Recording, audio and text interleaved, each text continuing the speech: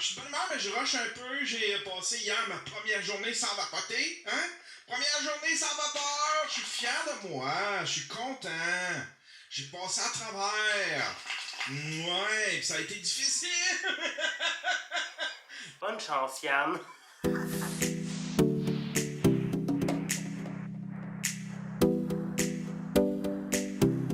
D'habitude, quand que je commence ma journée puis que je fais un vlog, je sais à peu près de quoi je vais parler. Normalement, je connais déjà le titre, à peu près la miniature, puis je connais le sujet. Je sais ce que je veux vous raconter. Mais aujourd'hui, c'est un peu différent parce que je suis sorti de chez nous, je veux faire un vlog, mais j'ai aucune idée de quoi je vais parler. Je pense que je vais vous parler de la motivation parce que c'est un truc très important quand tu fais des vlogs ou même juste des vidéos sur YouTube en général. Cet été, ça a vraiment été très dur pour moi côté motivation. Premièrement, j'ai l'impression que tout le YouTube québécois est parti en vacances puis ils n'ont rien posté. Je sais pas si je suis le seul qui a remarqué ça, mais cet été, il n'y a quasiment rien eu sur le YouTube Québec. Je sais pas si c'est à cause que les frontières y ont rouvert puis là tout le monde s'est dit « Oh yeah, mon bon vacances! » Mais ça a été un été très plate sur le YouTube québécois. D'un autre côté, c'est plus à moi de se placer parce que je suis pas supposé avoir besoin que les autres fassent du contenu pour avoir le goût de faire du contenu.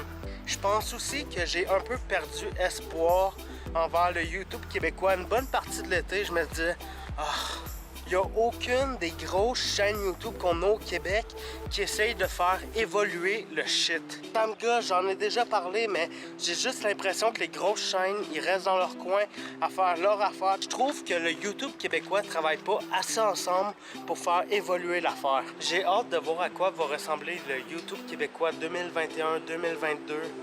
Parce que en 2020, tous les YouTubers faisaient « Oh, it's my year! » Puis je pense qu'ils ont été très déçus de ce qui s'est passé.